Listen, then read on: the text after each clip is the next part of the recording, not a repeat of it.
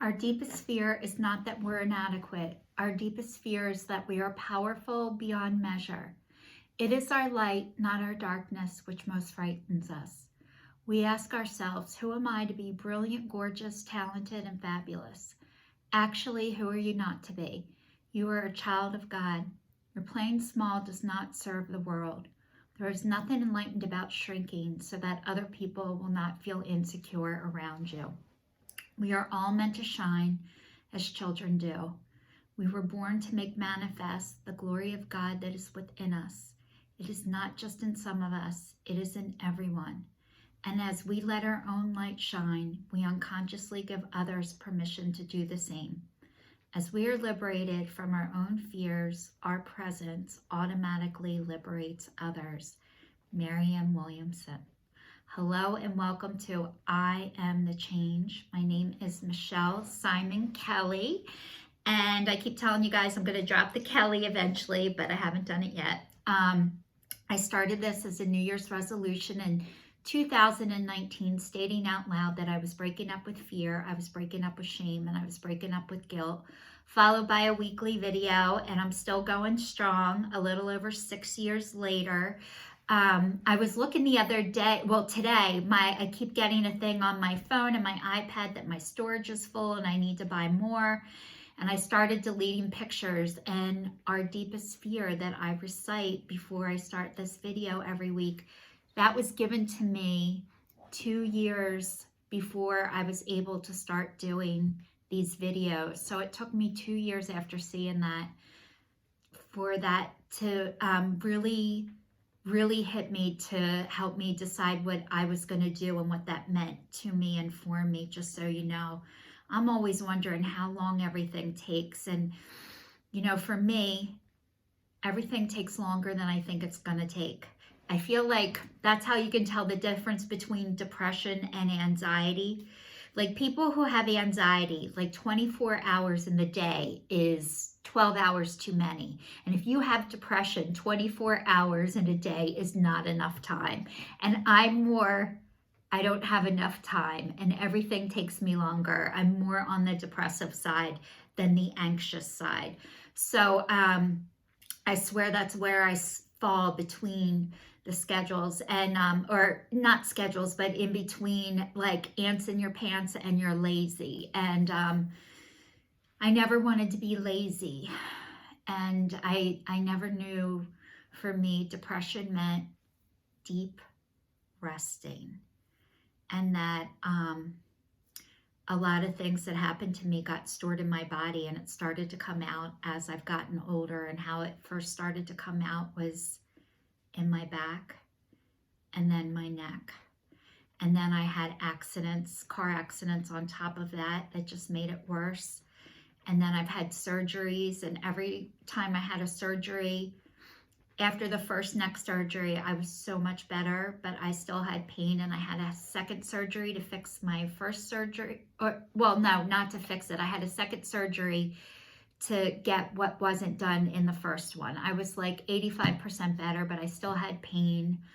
And a girl told me that I was going to relapse because I still took pain medicine and muscle relaxers like Tylenol or Advil. And I went and had a second surgery, and I had all these signs before I went that I wasn't supposed to do it. The EKG that they did at the hospital had somebody else's name on it. The day of the surgery, it took 4 times to get a vein in my body. Like I had these signs and I couldn't say no, and I could not stand up for myself. That has been really hard for me, and I've given in most of my life to everyone else. And I used to think I was never going to get my way anyway, so why bother? And I stopped trying. I stopped trying to do things. And when anything was really, really hard, if somebody said I couldn't do it, I'm like, screw you, watch me. And that motivated me, but it couldn't sustain me. And when I started this channel, my son told me I wasn't good enough to have haters. And that motivated me. I'm like, I want haters. And I do have people that hate me. Not that I want people to hate me, but usually when people hate others, it's because really they hate themselves. They just don't know it yet. And it's easier to transfer that someplace else than to look at yourself. And I've been able to look at myself for a really, really long time. I'm sick of looking at myself. I don't want the job of looking at myself, but I have it, and God picked me for it. The other New Year's resolutions I had in the meantime was that I was gonna be kinder and more compassionate to myself and others. I was gonna, and I'm still working on this stuff. This year I'm working on forgiveness. Last year I worked on not weighing myself every fucking day on the scale. And not only did I weigh myself every day, I weighed myself every time I went into the bathroom. So getting out of the routine of weighing myself all the time, like I did it compulsively, and I now forget. Like I put my scale away, and it took a while. I was weighing myself last year every other day, and then my girlfriend said I wasn't trusting God or myself, and I was able to put the scale away, but then I took it back out. Then I took the batteries out of it. I had to do all kinds of screwed up stuff just to help me not weigh myself. And now I have a picture of Jesus on my bathroom floor. So if anybody ever comes in and uses my bathroom, they're probably like, why is Jesus on your floor? Well, I can't step on Jesus. So Jesus is in the place of my scale. So I had to put something else there to, not make me want to put my scale back. So anyway, I've been working on all this stuff. I was telling you guys, my dad has been home for a week. He's doing better. He needs a second heart surgery though.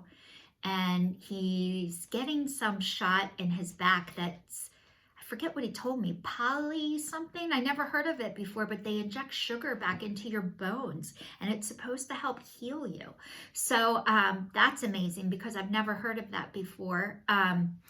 The other thing is I've been telling you guys about my CRPS type 2, which is nerve pain all up my spine and in my upper body, which has been horrible. And I've been going to different surgeons trying to see if somebody could take this hardware out of my body, or if I need new hardware put where they took it out from before and didn't put it back.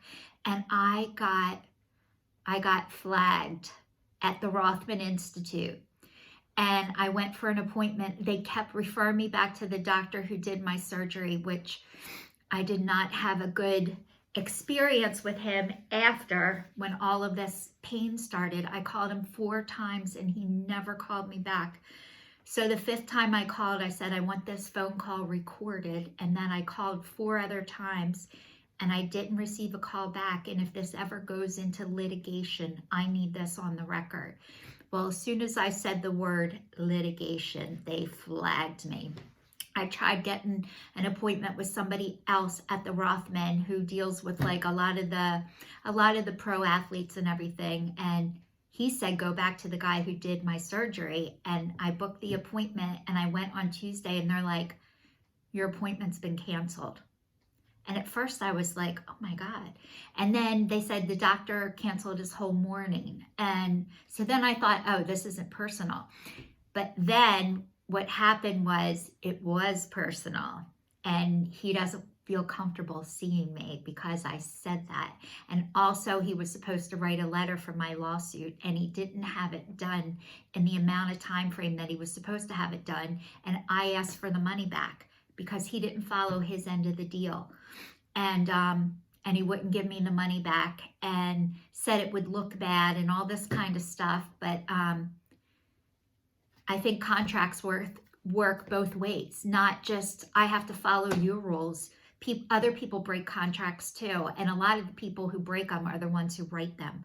So anyway, that has been my experience. So I've gotten out of contracts where people told me I would never get out of them. I bought 2 cars at one time. Don't even ask. I think it's in one of my videos, but I was able to take a car back because people screw up at the very end. They usually self-sabotage. If you give a person enough rope, they will hang themselves. And I've watched it over and over again, and that's always been my saving grace. So I just want to say, this is your sign signing off. Thank you so much for everyone who's watching. And I don't even know if I'm gonna be seen at the Rothman Institute. I know I have questions about my neck and my surgery, and no one will answer my questions. And I find that very shady. So I have to get to the bottom of this. So I will keep you guys posted and let you know what's happening. But they had the compliance department call me. I had to talk to the compliance department, and they are working on getting me an appointment. But usually that's for the people who are problems. I'm the problem. It's me. Hi. All right. Thanks, everyone. See you all next week. Stay tuned.